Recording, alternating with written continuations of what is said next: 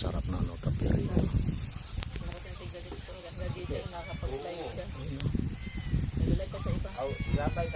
Opo. Okay na po tong kape. Oh, sarap nito. Native.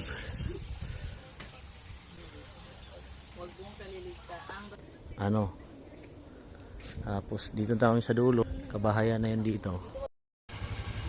Dito na tayo sa plantation ng mga pinya. Opo. Sunod po ako. Oh, Talahiban oh.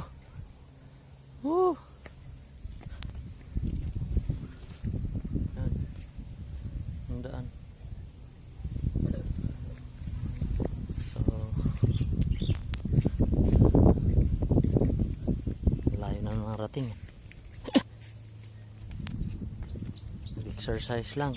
Ito talagang tunay exercise. Lakad na lang kami muna kasi nga mayroong pupuntahang kapatiran. Lakad-lakad muna. Tugwayan nagkaabaw diha oh. Lawiganan ng Karabaw lugar. So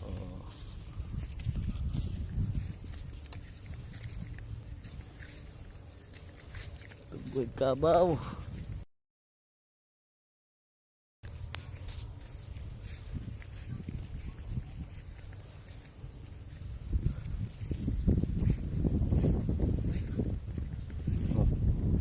Wala kaya po tong isda ano? Wala po kaya tong isda?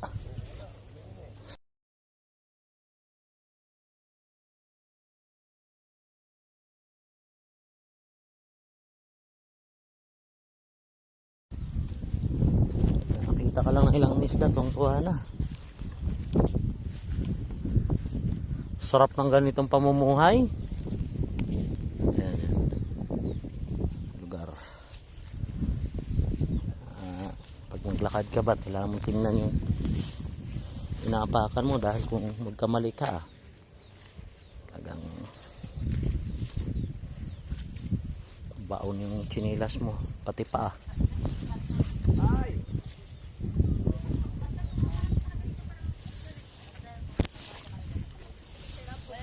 Bato-bato.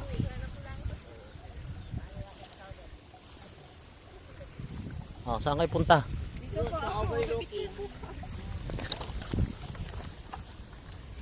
Lupit dito boy. Yung bahay malapit sa tubigan oh.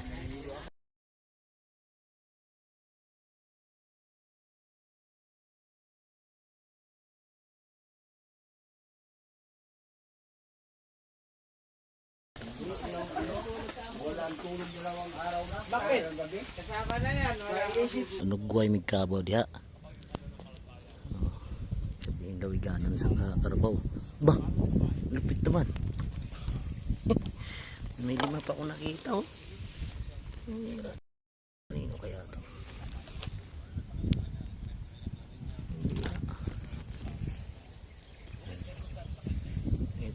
Tinitingnan ko kung may isda eh. Wala. Sayang walang isda.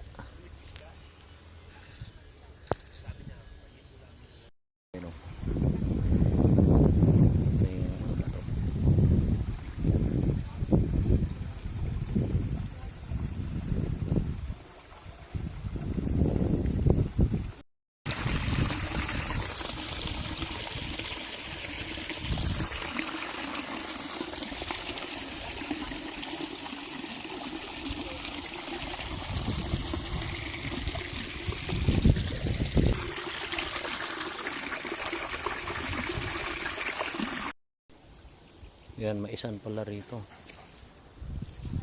Inyog din.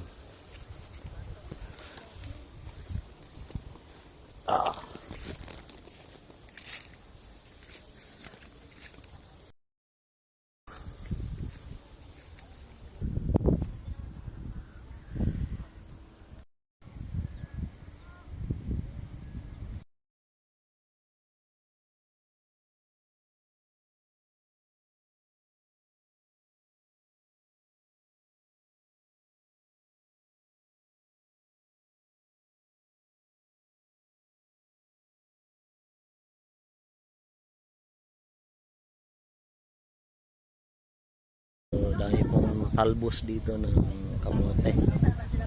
Ayan, tanglad, ang dami. Ayan. Paano dito? Ayan, bahay.